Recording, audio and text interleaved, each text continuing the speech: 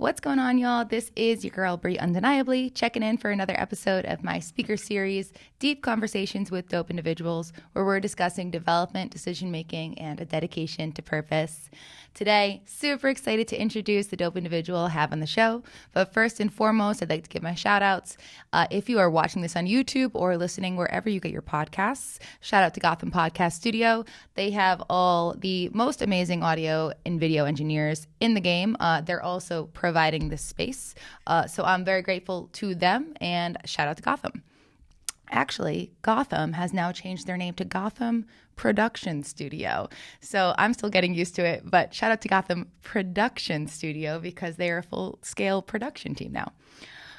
Second shout out, MC Kicks. They have supported me and sponsored me since day one. If you have not checked out MC Kicks, please go check them out on Instagram, all their social media, or on their website. That's at EMCEEKICKS @.com. You land on their webpage. They will hook it up with all the most dope customizable merch, kicks, denims, streetwear. Absolutely amazing. So definitely check them out, MC Kicks. Finally, when you're doing your own thing, you got to pump yourself up. So if you have not checked out my site, that's BrieUndeniably.com, or all of my other social medias at Brie_undeniably. That's where you can see everything else I'm doing, obviously in the podcast space, but also outside of the podcast space. So I have started a podcast tour, so I am appearing on other people's podcasts at this point. All of my public speaking, my workshops and trainings, coaching and counseling, as well as your I Am Possible gear and dope individual merch. So check that out, BrieUndeniably.com, and now we're ready to kick into it. So I am here with Tim Branyan. Tim, welcome to the show. Thank you, Brie. I'm happy to be here. I love the word dope, by the way. We got a lot of dope stuff going on in that intro. Absolutely. Yeah, dope for me turned into someone who's driving on purpose every day. I used to say daily, but that would be dope, but driving on purpose every day. So that's what we're trying to incorporate. Definitely a lot of dope conversation for us to have in this conversation specifically as well. So let me give you the introduction that you deserve, and then we'll get into your story and everything you're doing. Cool. So Tim Branyan has been a leader in the tech industry since early 2010. He began his career as an airman in the United States Air Force and realized that wasn't the path he wanted to continue on. In 2011, with no formal education and only $6,241.56, he launched his first software project. Since then, he has launched hundreds of apps, developed hundreds of platforms, and directly supported other multi-million-dollar projects. He has scaled to millions of users and millions of dollars across his companies. He's also the dad of 2 beautiful kids, a husband of 1 kick-ass wife, an investor. He's built multi-million-dollar apps and software. He's a servant leader, a proud USAF combat veteran, a gamer, an aggressively curious good dude. Tim Branyan, welcome again to the show. That guy sounds pretty dope. He sounds pretty dope. Absolutely. We're in the right place. Yeah. So Tim, I'm super excited to have you on here. I mean, I really want to dive right in, but the way that I like to start to help listeners understand a little bit more about you, other than that great bio that I just read, in the counseling community, we like to meet our clients where they're at. I think it's pertinent in life in general. It really works in a podcast space. So if you wouldn't mind helping listeners meet you where you're at. Yeah. So I grew up in the Midwest. Mm-hmm. It's more of a blue collar town. It's called Kokomo, Indiana, not to be confused with the island. Okay. And I wasn't going anywhere fast. I didn't have, this targeted, pinpointed direction of where I was gonna go. It was, I'm really where I'm at as a result of restlessness and discontent. So early on, I'm young, hanging around with a lot of people that were in the same category as me, didn't really know where they were going, didn't have any clear direction. We were just reflection of one another. And I just had this thought that I wanted to do more. I could be more. So my first opportunity that I took a leap of faith into was the military. and it changed my life. And it put me around really awesome people, really dope people around the Hmm. world. And I learned some core values there, gathered some characteristics, and for the first time in my life, I had some purpose. Hmm. I was playing a position in a mission of keeping people and stuff safe.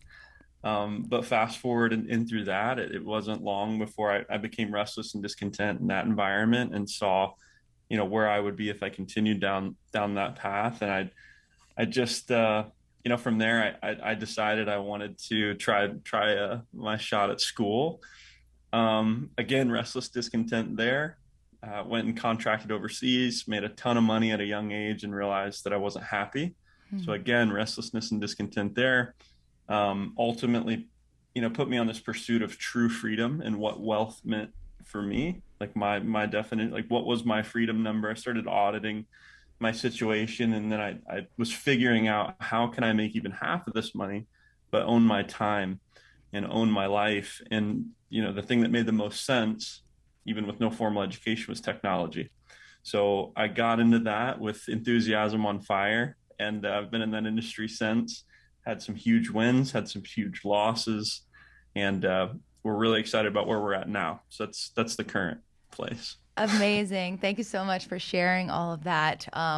Wow, I'm very excited to really jump into the details of some of those places in your life and kind of, pull out what that restless discontent was, kind of pull out a little bit more of what you were really experiencing there and kind of where those transition points was. So, Mm.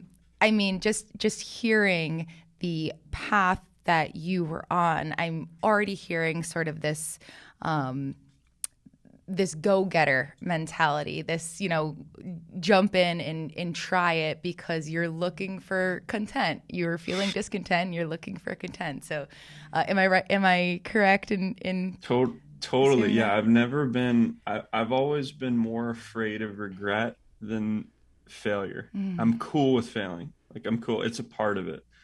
And I wasn't like a solo. I've seen a lot of people that do solo sports that have the same mentality too. I wasn't like a surfer. I wasn't a mm, skateboarder. Like, I didn't, wreck on my bike and get up over and over again. I'm stubborn enough. I think I didn't have to do that sport to refine that.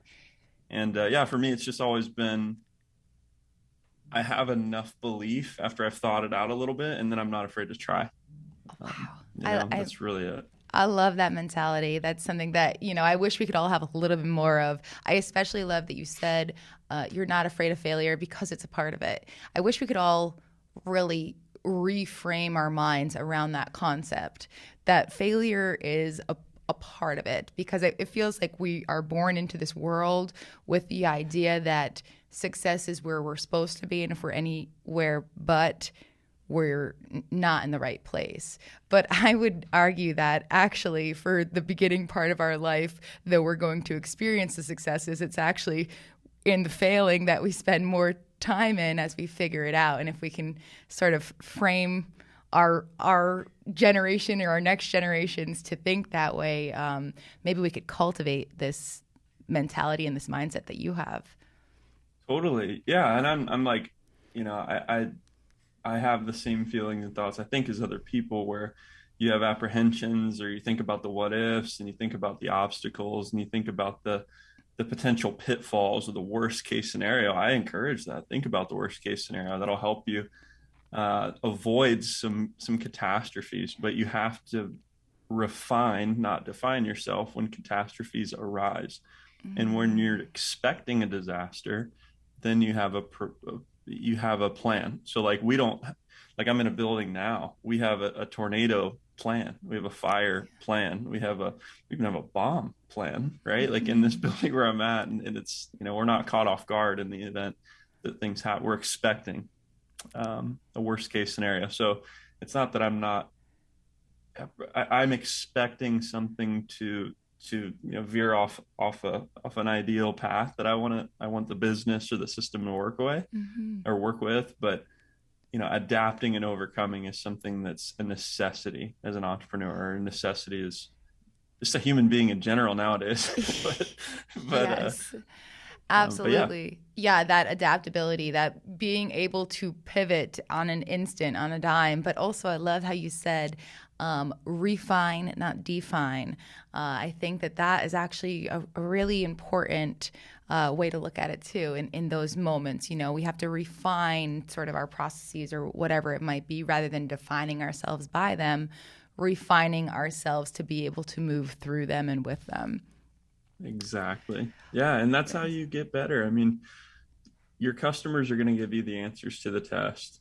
Even your employees will give you the answers to the test if you're willing and able to listen with the intent to engineer. That's something that I always like our guys. We listen with the intent to engineer. And then that way, we don't have to come up with all the features. We don't have to come up with all the functionalities. We don't have to know it all. We have to ask and to extract someone's opinion that is your user or that is your patron, supporter, whatever you want to call them, client. They know what they want, and your Mm-hmm. ability to help people get what they want will make sure that you're paid in proportion to that. I mean, you're paid in proportion to your ability to solve problems. Your ability to listen is huge, and a lot of, especially in like the tech space, it's this. We don't have a whole lot of belly to belly because we're digital. Yeah. So if you don't have systems and things in place to know who your people are, and you don't have this focus on serving them, you're going to end up wherever you end up. Yes. Oh, I'm going to add this to my toolbox. Listen with the intent to engineer. I mean, that Mm-hmm. is for me, like as a counselor in the counseling space, like listening is one of our uh, most prized tools that we have, is our ability to intently listen. And I love that. Listen with the intent to engineer, with the intent to be able to work with and off of what the person on the other end is saying to you, to be able to mold and create and define what it is that they're looking for. Exactly. Yeah.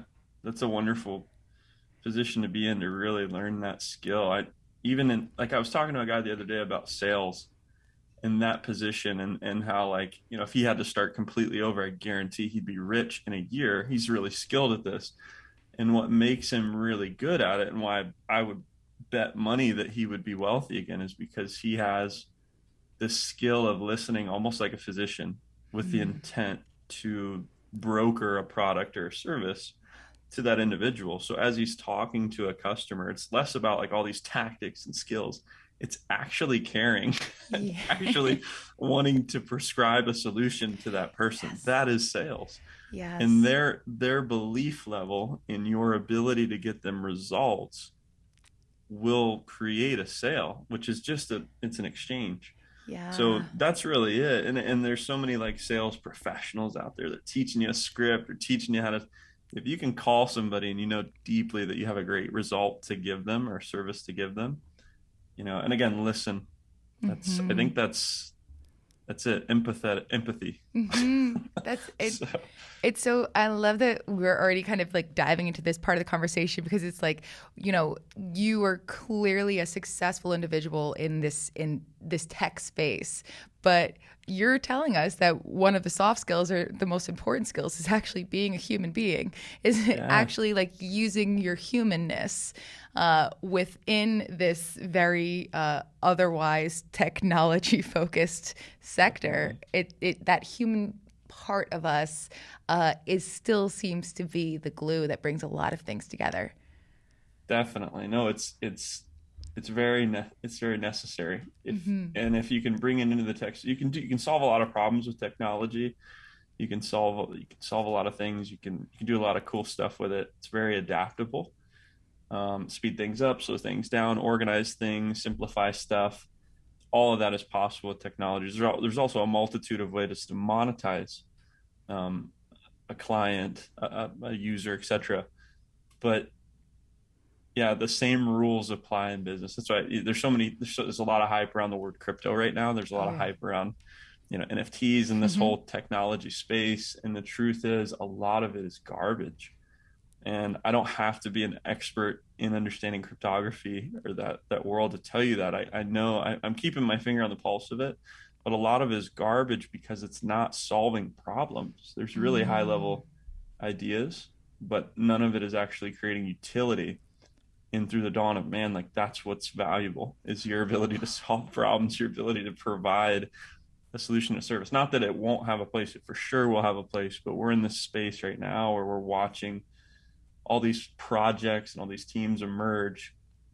And at least what I'm looking at, what I'm hedging on, is the people that have utility, people, teams that are solving real world problems with the technology. But it also, it's not just hype. So there's a lot Yeah. to look at there. Anyway, that's a whole So nother tangent. a whole nother chat. Yeah, well, it's interesting just to piggyback off of that real quick. It's for sure you hear so much going on of like sort of this next wave of what humanity might look like and how digitized it might be. But it seems like kind of what you're saying, and I can certainly see it, is that every attempt right now, all this buzz that's taking place in the new tech space or the new world space, so to Mm-hmm. speak, this virtual Yeah, world. no, it's a great way to say it. It's like the creative things are popping up, but again, without utility. It's like this is what this could be happening. You could have this cool digital art, but Yeah, then again, they're still trying to take out the middleman. There's a lot of mm, finance. The finance world is just one component of like what blockchain will solve, or attempt to maneuver around. But then there's internet service providers, there's logistics, there's signing services. There's all these different services that typically have to be processed through between customer and customer, or service provider. Blockchain uh, will disrupt that for sure. mm, The companies that empower these DAOs or these contracts, or this cloud-based, if you will, service that connects parties and then regulates itself, that will for sure be a thing. It already is a thing, but like mm-hmm, who actually emerges as the sought after, trustworthy service, and the overall giants, that's to be determined. And it's right. going to change, just like when the dot-com boom. If you talk to anybody that grew up in that world, if you research like that history, there was a lot of stuff going on, and the people that really capitalized on it were the ones that diversified themselves from the crowd. And the ones Mm-hmm. that diversified themselves from the crowd, we all know today: YouTube, Amazon, Yep. Yep.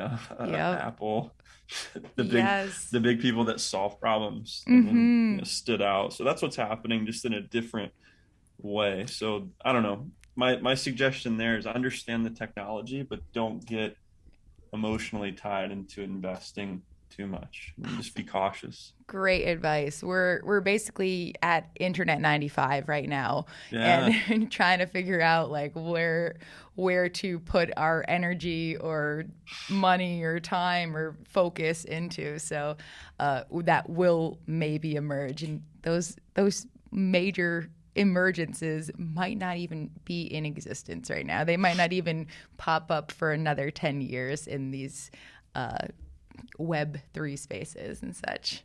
sure. But all right, let's we're gonna pivot because I want to dive a little bit deeper into your history and what really brought you to where you're at, where you've developed all of these skills and where you really made those major decisions to sort of jump into the next phases of your life. So Yeah.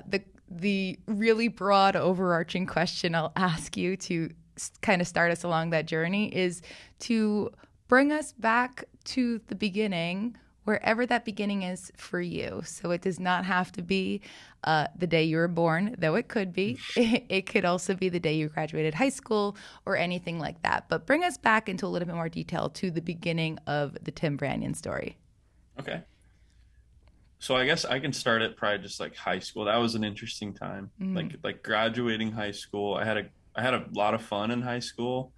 Like I said, I wasn't really going anywhere fast. I didn't have any like extreme plans. I don't know how many people do, but I grew up lower middle class in a great family. I wouldn't, I didn't have. I'm blessed to have that foundation. But if it was meant to be, it was up to me. Meaning that, if I wanted to buy a car, if I wanted to have the cool shoes, the stuff that was really important to me back in the day, mm-hmm. like I had to make it happen. So I think part of that was it helped incubate ideas on how to serve and how to create revenue. And my market at that time was high school. So my first hustle, because I wanted to have stuff, Mm-hmm. was modifying Xboxes and like soft modding them. So people would ride my bus stop, drop off their Xbox at my house at a 24-hour turnaround. It was $100, and then they could do things once I'd soft modded the Xbox to browse the internet. They could play emulators like Sega and Nintendo games, thousands of games. It just really unlocked the capability, voided their warranty, but unlocked a lot of Yeah. capabilities on their device. And the residual component of that, I think it's been long enough, I won't go to jail. The residual component of that was they could play burnt games. So Got it. I would walk to Family Video. I didn't have a car. I'd walk to Family Video, get the latest game that came out, burn it, and then redistribute. I would take menu item orders at school. So that was kind of like my first tech venture, really. But That's great. and it was just to, get some stuff that I otherwise, like, my parents weren't going to foot the bill on Jordans if I wanted those, or Mm-hmm. a car if I wanted. I had to make it happen. Yeah. I didn't have mommy or daddy taking care of me like some people do. Right.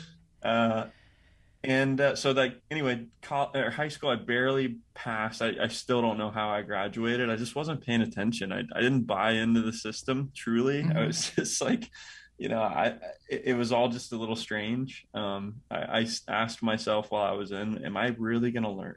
Do I need this stuff? Am I gonna use it? And I think what I took out of high school mostly was like the soft skills, communicating, socializing, Yeah. people skills. Not that there isn't any value there. It's just, I don't know. Um, but yeah, so after that was really this time of like, okay, now what? I got out of high Right. school, and I did not know what I was gonna do.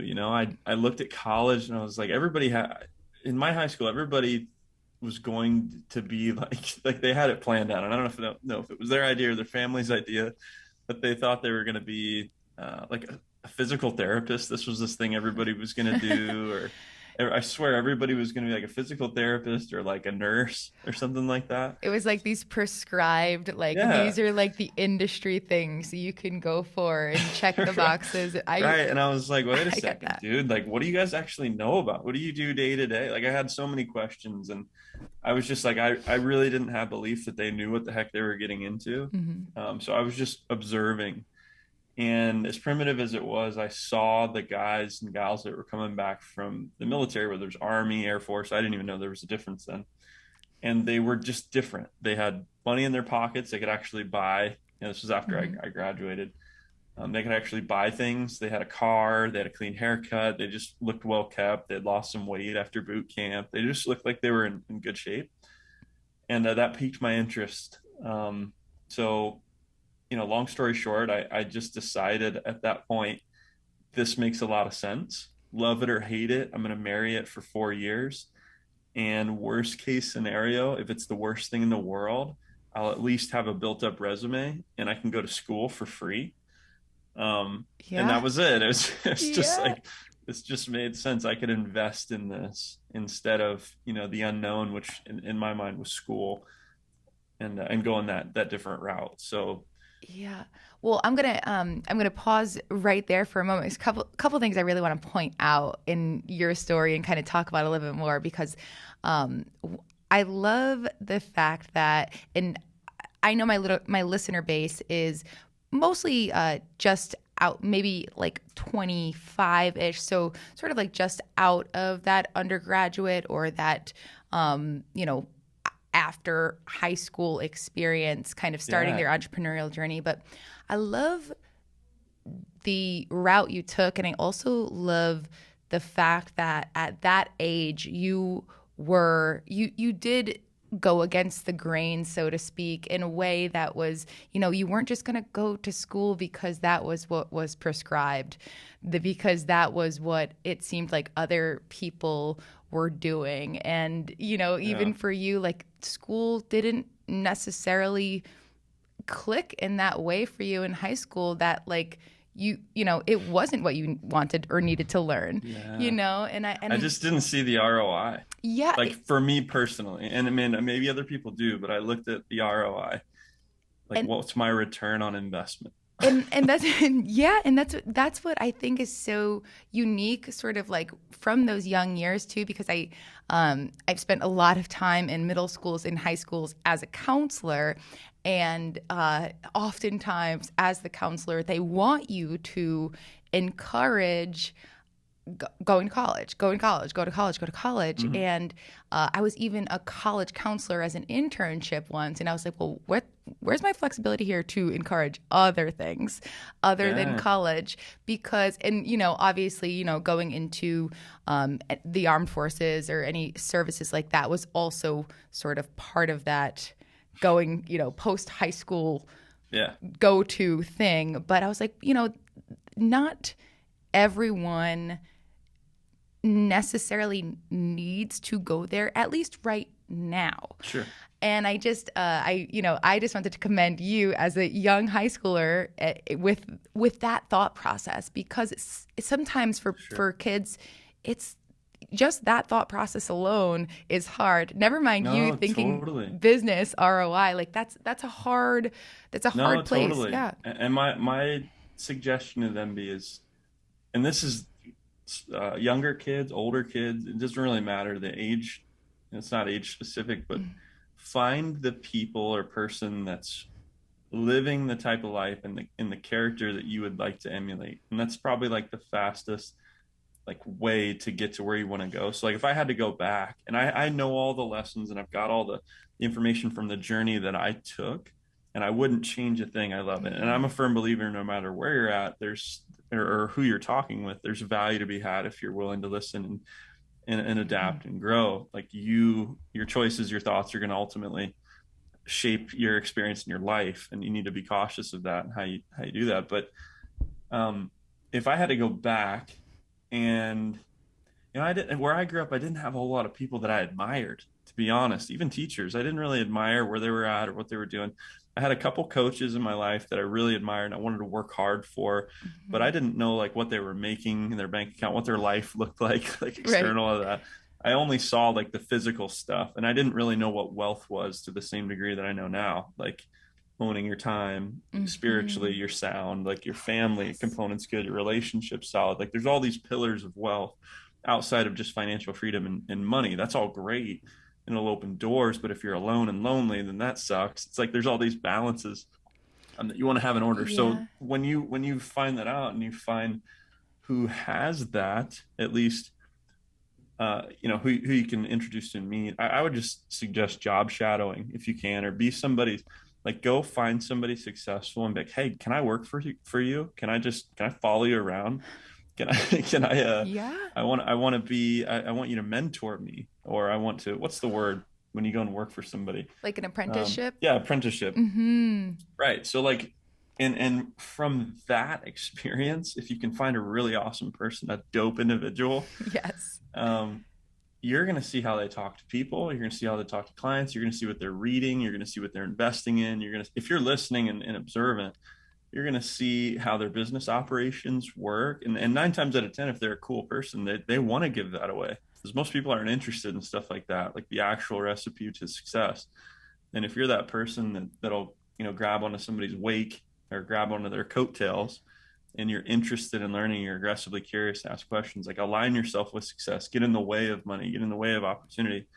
So the first thing you need to do is go get dope individuals that you can like learn from and Yes. attach to. It's That would be what I would do if I had to go back. If I had to go back, it's harder to find in my area, but it's not impossible, right. And then I would just, yeah, I would ask, what can I do for you? How can I work for you? How can I work Yeah. with you? I want to learn. I want to grow. And hearing this, I mean, this makes so much sense to me. It took me a long time to actually realize that I was a hands-on learner. For me, I went through school and I checked all the boxes, and I didn't necessarily learn for a long time. I just performed for a Yeah. long time. And And I knew how to do that damn well back in high school and even in undergrad. I just performed, but it took me a long time to actually like even pick up a book and read the whole thing and not just read through the, the quick notes to be able to successfully write the paper. Yeah. It actually, and I'm hearing you say this, and it took me so long to actually understand that I'm a real hands-on learner. And I really learned from experience. And luckily, I went to an experiential undergrad university where we did co-op. So it was 6 months of Perfect. classes and then 6 months of internship. And at that time, I still had no idea. I was a communications major because it was broad enough that I could go into any field at all at that Yeah. point. But that was kind of me actually learning how I learn. It took until me getting into my undergraduate experience to understand how I learn. And had I known that previously, had I had someone who said, hey, maybe find a mentor, find an apprenticeship, find someone who, like you said, the characteristics of the person that you want to emulate. I love that because that is so spot on. Like find that person, and you can do both. If you're being forced into an undergraduate experience or you feel like you need to check that box, or if that is the path you're taking, you can also still take the other path simultaneously. So, craft your own experience to get to where you want to go. Definitely. And there's a ton of value. I'm not the guy anymore. When I was a younger entrepreneur, I was just like that. School is not no good at all, blah, blah, blah. And that's just not true. And then the same thing's true with like employment. I used to have this in my early entrepreneur days. I would look at a job and be like, almost looked at it like failing if you're going to a job. That's so totally wrong. And the truth is, you should work your job and mind your business. And no matter where you're at, mind your freedom, really. But no matter where you're at, you can learn and grow and adapt. I think the biggest key, whether you're an entrepreneur or not, is to know where you want to go, is have some sort of vision plan for your life and what you want it to be like, and to take time out of the distraction that is our current world, and literally pencil paper old school write out, go through a workbook if you're like me. And I literally have it right here. It's called Think and Grow. It's literally a workbook from the book Think and Grow Rich, Yes. that Amazing. just helps extract thoughts that turn into vision, and then that vision becomes something that you can repetitiously, if that's even a word, go Sounds like it. through. Yeah, go through and put to the forefront of your mind every day. And as you do that, you're going to solve ways, both consciously and subconsciously, to get to that overlying goal or destination. And that's just truth. And I know that may sound absolutely crazy to a lot of people, like it did for me initially, but that's how it's done, is to think and Well, plan before you get there. and I feel bad that I don't know who quoted this, but Mm-hmm. there is a quote that reads something like, energy goes where attention flows, or Mm-hmm. energy flows where attention goes, meaning when you have attention to your thoughts and your visions, that is also where your energy is going to move towards. So if you can point your attention in a direction, your energy will follow that. That's kind of what I'm pulling out from what you're saying too. Journaling, whether it be, a structured journaling or, gratitude journaling or vision journaling or anything of Right. that, it is incredibly powerful. The statistics are mind blowing. Yeah, I had to really dig into it to believe in the hype centered around thinking and growing rich, right? Yeah. And that word "rich" isn't just money, by the way. But I Hmm. had to understand at a base level, like, what was happening, why does that happen, what are thoughts, where do they stem from, at a quantum level, what's Yeah. going on in that world. And like, I had to take it to the extreme. But I think the easier way would have been just to listen to the people that told me about it, that were in a different lifestyle than me, that were giving me the answers that I just have always had to go out and learn and fail on my own before I pick stuff up. It takes me a while. But yeah, and then just to prove this, like, anybody that's ever bought a new car, you probably notice that you see that car everywhere. Like, Yes. after you buy a brand new car, it's like, then you start seeing that car everywhere you go. The car's always been there. It's just now it's in your reticular activating system, which is just a part of the brain that it's at the forefront of your mind. So if you start purposely putting things at the forefront of your mind, you see things, you hear things, they're in your way. Yes. So if you're intentional about how you think and you're intentional about reprogramming your the way that you see the world, then now you see your new car, if you will, everywhere you go. And then opportunity aligns with you. That's the reality. I love that you really broke that down. I mean, the power behind these concepts it really is incredible. But if you are someone like Tim and you need to throw yourself into the learning first, definitely go do that. Piggyback off of this conversation and jump into the internet, because it'll give you a lot of information. Just use it wisely. Jump into some books, jump into some journaling, and figure it out for yourself. But everything that you are saying, I can confirm as 100% fact that I have done a lot of this research as well, and done a lot of this studying and understanding, and down my own sort of personal development path, understanding how these things fit into my life. So I appreciate you bringing that into the conversation. Fascinating stuff. It And really is. I think I'm a natural skeptic. So I will trust, but I verify. And I have to verify for myself, so it makes sense. And sometimes that's good, sometimes that's bad. I'm still on my own religious journey and my own spiritual journey of what it all means and where does it all, like there's a lot to unpack there, right, for everybody. And what is the message that makes sense and resonates. And anyway, the same thing's true in the law of thought. Yes. And achievement. Well, Tim, I feel like you and I could just jump down the rabbit hole and go into like deeper conversations about so much of the theory behind thought and things surrounding it. I want to make sure that we can hear the rest of your story. So let's jump back in. You were telling us that you had decided to go into the services, into the Air Force. So, start us back to where we were there, and then we'll just kind of stay on the journey to where you're on now. Yeah. So I joined the military, and I was like the first person in my direct family that had ever been in. So I was like kind of the test subject, right? And it was awesome. I did really well in the service. I had a cool job. I kept people and things safe. I was a military police officer. That's awesome. So I did a multitude of things there. I did some law enforcement. I did, static security, which is pretty mind numbing. And then I deployed on purpose, like every 6 to 8 months. I'd volunteered to go. So I've been to Iraq. I flew over Afghanistan. I can't even remember how many countries I've been into now. And at a young age, so I was given a ton of responsibility and a pretty cool position in the mission at a young age. And, just different, in the military, it's like the attention to detail is really important, especially if you're, working on an aircraft, or, it's your job to ensure that a certain door is shut, or just the little things can matter in a big way. And that's true in anybody's job, but specifically there's a lot of situations in the military where there might be lives on the line. So it's pretty high stakes in a lot of different areas. So as a young person, like being very attentive to detail, out of necessity, kind of made me grow up quick. And I think it makes other people grow up quick in the service.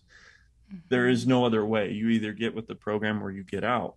It's not for everyone. Out of necessity, it needed to be for me. So I adapted to the program. And out of that, out of my time in the service, I still have some of my best friends I've ever met were in the military, brothers, sisters, great relationships there. You go through tough stuff with people. You build a bond, and then there's something great about that. That was my Alexa. I think I just got a package. You want to know it's so I have two Alexas actually. We had to rename one because they were both answering, and I know that noise all too well. Yeah, I think I got a package. So put the celebration emoji in. Yeah. The military was an excellent experience for me, and that was fairly short-lived. And then I did contract, and that was really the same thing, and just a higher paid version of it as a civilian in support of the DoD. And that's where that's where I probably did the most auditing Okay. of my life. I looked at my situation and was like, okay, um, I'm not I'm not fulfilled. What do I want life to be? What is wealth? What's important to me? Oh, so interesting. So this was kind of a pivotal point for you. After you were in the service, and then you did another civilian service. I don't know if I'm Hmm. using, yeah, the civilian service, and then that was kind of where you started to really think about, okay, like what's next? What do I want my life to look like? What these big questions. Also, sorry, before you continue, thank you for your service. I don't think No, I no, no, said it in the totally. beginning, and it's important that we thank everyone Yeah, who no. has. Anybody that's out doing, you're doing your thing. Thank you for your service. Like this is it's really, and I always try to like send it back your way. It was a great opportunity for me. Yeah. But anybody that's out like pursuing and utilizing their freedoms, like that's the best way, in my opinion, to thank a veteran. So thank Oh, you for having the, the desire and the energy and the really the everything that it takes to be an entrepreneur, the discipline and the yeah. dedication to go after it, give it a shot. I mean, that's huge. Thank you. Um, that's a blessing. So yeah, and then for me, like to get deep into the conversation, like I was like as a civilian contractor making a ton of money, living a the worldly lifestyle. Like we would have $10,000-15,000 nights in Dubai. Like I was making a lot of money, and then I was working for the weekend, working for a short stint of time off, and I was miserable, genuinely. Yeah. I was lonely. I didn't have a girlfriend or wife, any significant other at that time. It was just me and work, and I was trading time for money. And I was very discontent with the Groundhog's Day of going to work and in that exchange and the cyclic, day to day sort of grind. But I knew that I didn't have to stay stuck. Yeah. And I've always been that way where I didn't just accept the cards that life was giving me. I reorganized things. I've always learned how to shuffle. I've always figured out, okay, this is what's going on right now. How can I repackage things? What do I need to do? Is it worth that energy? Is it worth that time? What's going to happen in these situations? Just analyzing tactically on how things could be different and realizing, giving myself enough encouragement that it can be that way. It will be Mm-hmm. that way. And I think a lot of people get stuck.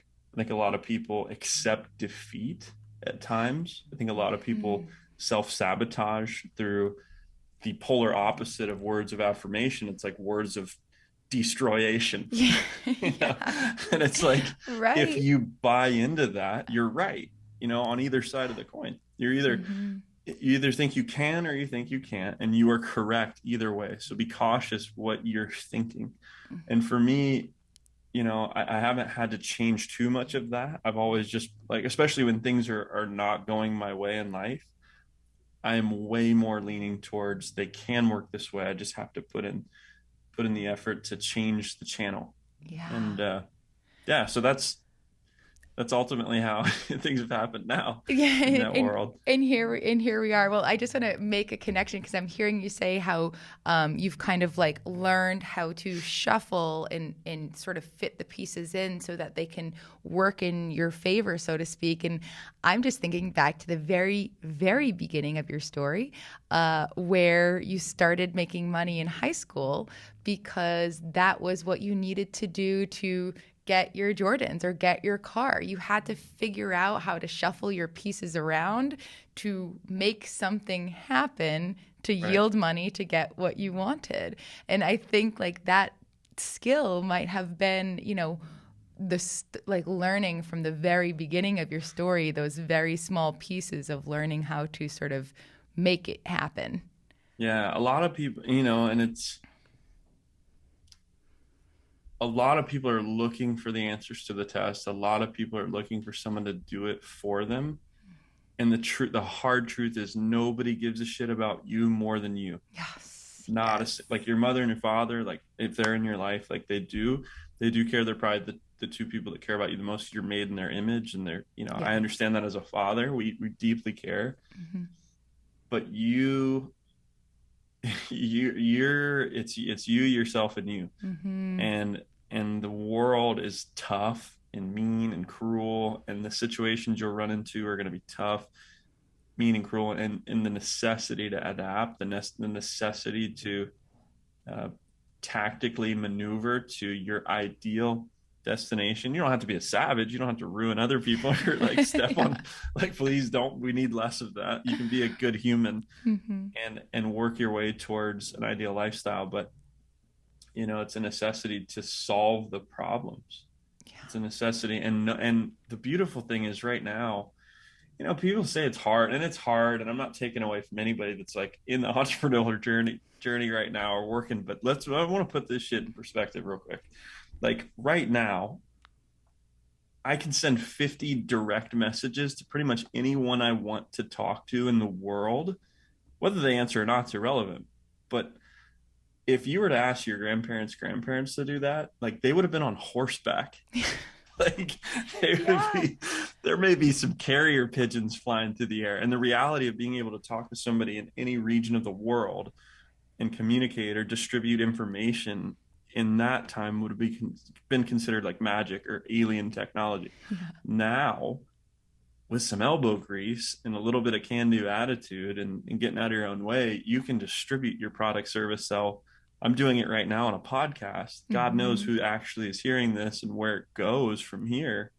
You don't really know, but if you go through the reps, you go through the effort, you go through the energy, and you know it's a lot easier in my opinion now than it was years ago to build a successful thing and get in touch with consumers than it's Hmm. ever been. So it is hard. I'm not taking away from that at all, but it's way less hard in my opinion now to create transactions Yeah. and build a really rad dope business. um 1000%. and you got a younger audience. At least you were saying, some of these folks are young. So you guys are even better at social media than I am.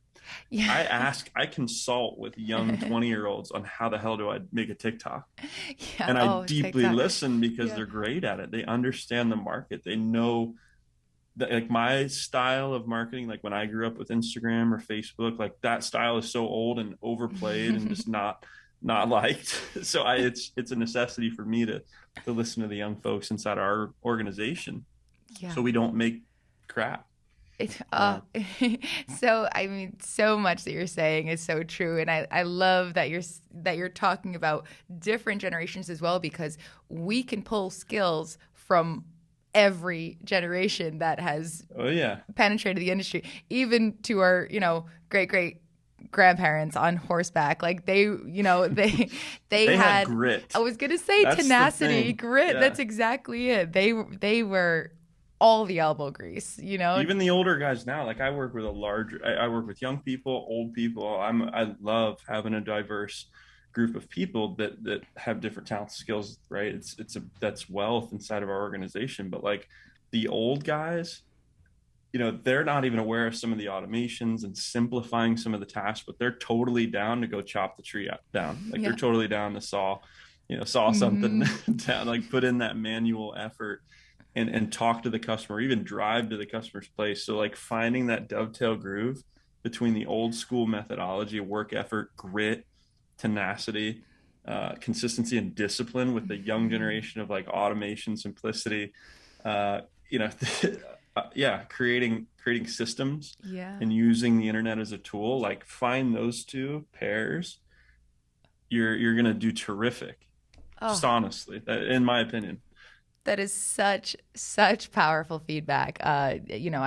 I'm learning as I listen to you, as I am still a one person, a solopreneur with a great team of outside people who just help me Yeah, off the strength of helping me.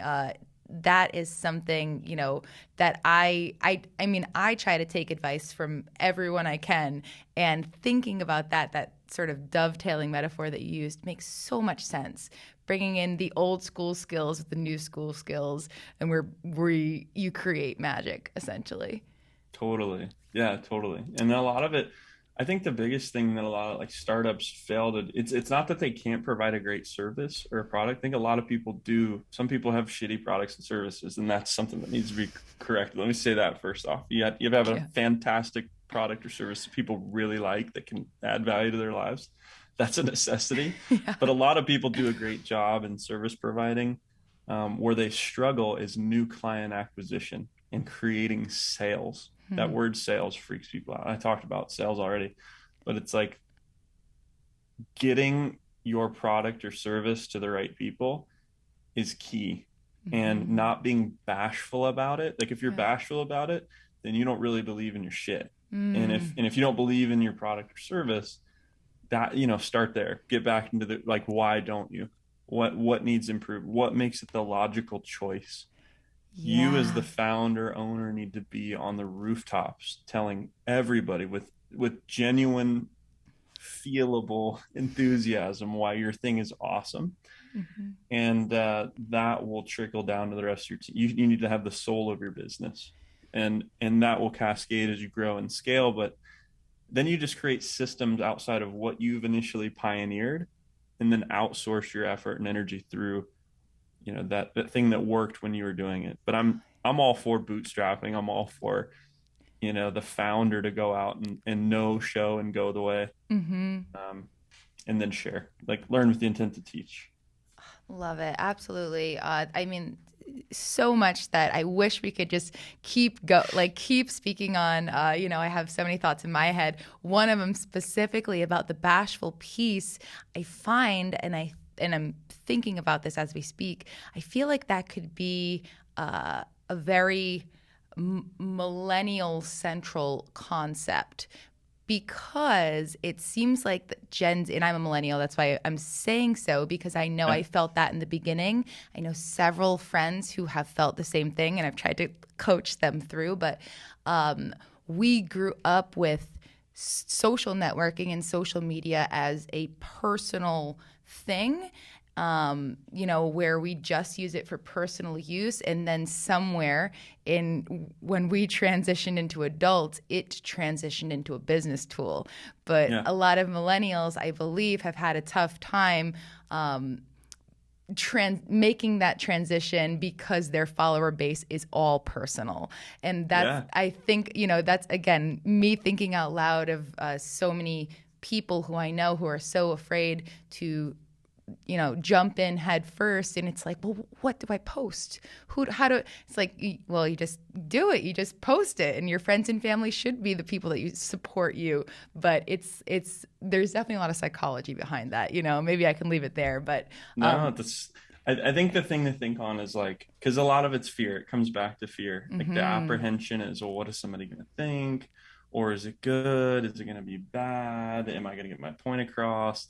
All mm-hmm, these thoughts that that's the exciting stuff though. Like if yeah, you give yourself permission to have an exciting life and give yourself permission to jump in, like that's where you won't look back at the end of your life and think, man, I should have done that. yes, I should have went in. If you can think about like 40 years from now, 30 years from now, when you look back, you'll be proud that you gave yourself permission to suck. And the truth is, everybody sucks at something new that they're doing. It is a necessity. In a lot of cases, some people have natural talent. That's great.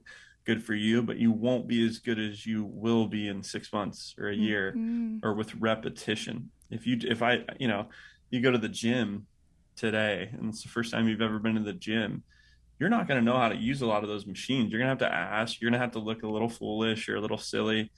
But if you do that with a smile on your face and you are present and grateful that you're there and you're living your life, like people are going to help you. They're going to surround you. They'll actually really vibe to that because you're being authentic. yes, And the same thing's true in business, right? To go out and knock on some doors, get told no, like, but do it realizing that you are alive, and exchange the word fear with exciting. I'm scared with exciting. that's I'm amazing. excited. Mm-hmm. It's like you're getting ready to give a speech. Oh, I'm so scared. No, I'm excited. Oh, I'm Yes. so excited. This is exciting. I haven't felt this excited.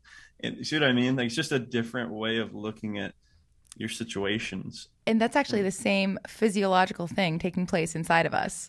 That fear and that excitement, it's stemming from the same physiological place, which is Yeah. crazy I as it just know the is. feeling. I don't know like the Yeah. actual, education behind it, but I know Yeah. it feels the same. Yes, it actually is just about exactly the same.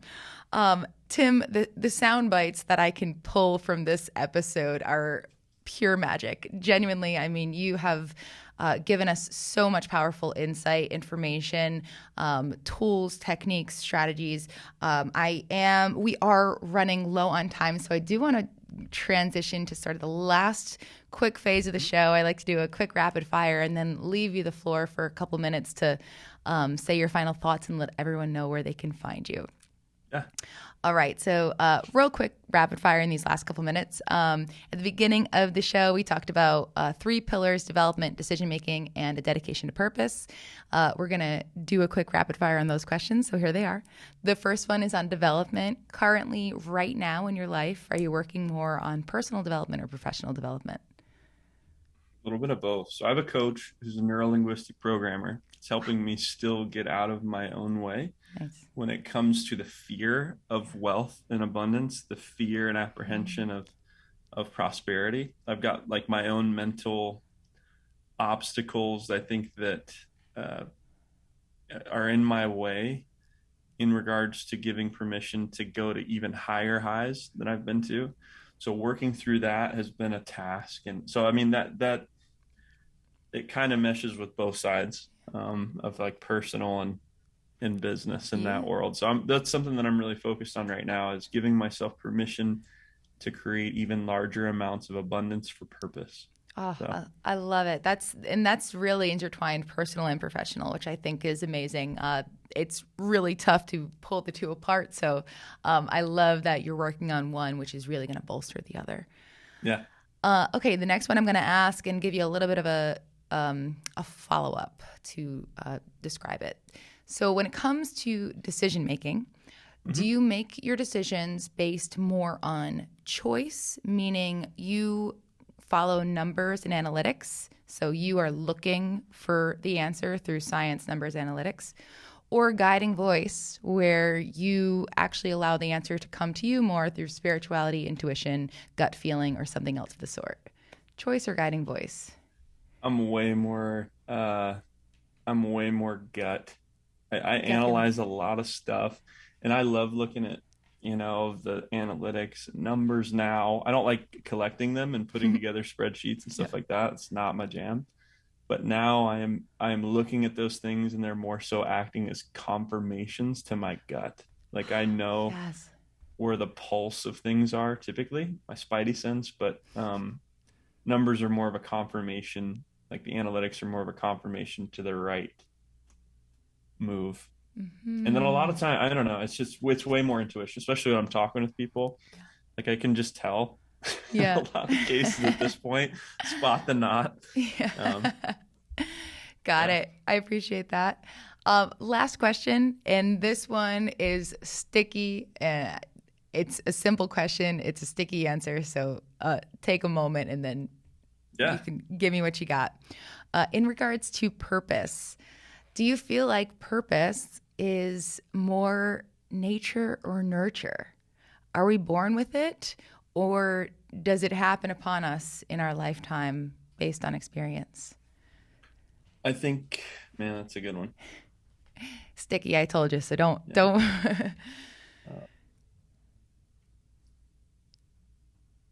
I think that you're born with music, right? Like you're born with characteristics and things that are your gifts, Mm. but you're definitely choosing to either die with them or share them. And that is a constant, like like a day by day, hour by hour, minute by minute sort of, you know, alignment. And you're either going to do it or you're not. You're either going to Yes. to live in the scary, or call it the exciting, or you're not. And some people wrestle with that for 10 minutes, some people wrestle with it for 10 years, some people wrestle with it their entire life. And yeah, that's my thought on it. And I think each of us are constantly choosing to play or hide our music. I really appreciate your answer on that. I think that is such a unique way to describe it. And I'm, like I said, the sound bites coming out of this are amazing. I'm definitely going to go back and listen to that and mull it over because I love the way you just thought that out and described it. Well, Tim, we are at the tail end of our show. These last couple minutes are for you to leave listeners with your final thoughts and then let everyone know where they can find you before we wrap it up. Yeah. Final thoughts. So, if you are somebody who is pursuing your ideal lifestyle, I would encourage you to find a quiet place, get out a pencil and paper, printer paper too. Don't get the stuff with lines on it. That's too distracting. Go get white, paper. Even artist paper is really good. And, start writing out what things you want to have, like definitively. I want to make $3,412 a month. I want to make 10,000 and understand the details as to why and what that'll look like and what it'll feel like, and start playing pretend in a way in your mind, like envisioning what your great day, week, month, year looks like, feels like, smells like. Everything. Yeah, and that can start setting you up to where you want to go.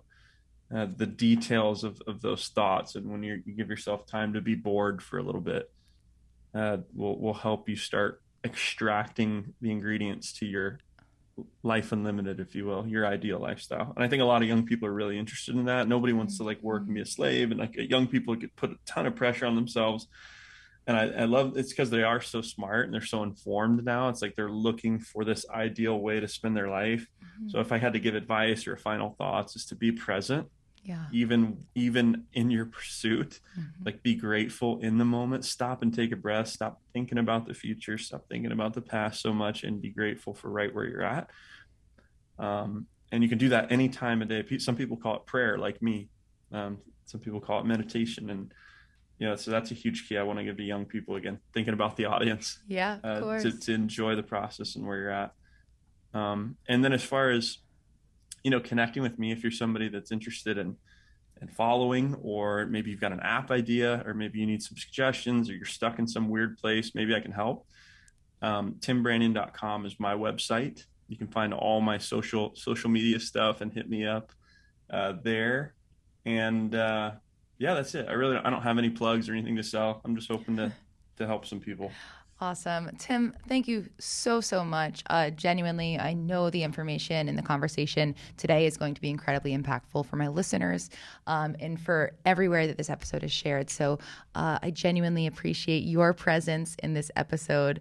Thank you so much. And that will wrap the episode. Thank you again. Perfect. Thank you. Yeah. And until next time, let this be the moment.